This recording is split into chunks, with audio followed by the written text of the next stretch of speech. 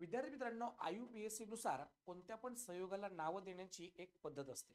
जसं की कार्बनी संयोगांमध्ये आपल्याला असं लक्षात येईल, जर कार्बनची संख्या 1 असेल तर त्याला आपण मिथ असं सुरुवातीचं नाव लावतो.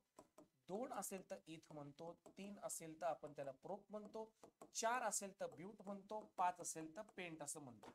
असं 10 डेकेन पर्यंत जाऊ शकतो किंवा 11-12 पर्यंत पण आपण जाऊ शकतो.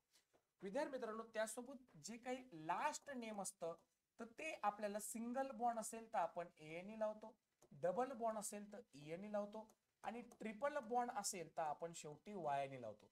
तर आपण काही एक्झाम्पल बघूया. विद्यार्थी मित्रांनो, हा एक कार्बन घेतला आणि हे एका कार्बन सगळीकडे सिंगल बॉन्ड आहेत आणि सगळीकडे जर मी हायड्रोजन जोडला तर या ठिकाणी कार्बनची संख्या 1 आहे, त्याचं सुरुवातीचं नाव झालं मिथ. आणि विद्यार्थी मित्रांनो, इथं सगळीकडे सिंगल बॉन्ड असल्यामुळे शेवटचं नाव काय लागणार? ANE. यालाच आपण विद्यार्थी मित्रांनो काय म्हणत असतो? मिथेन असं म्हणतो, हे लक्षात येईल. समजा आपण डबल बॉन्डचं एक्झाम्पल घेऊ. समजा 2 कार्बन आहे, त्यांच्यामध्ये डबल बॉन्ड आहे. मग आता राहिले किती? इथे 2-2 बॉन्ड शिल्लक राहिले. इथं आपण हायड्रोजन जोडून दिला मित्रांनो, हे तुम्ही लक्षात घ्या. आणि याचं सूत्र काय झालं? C2H4.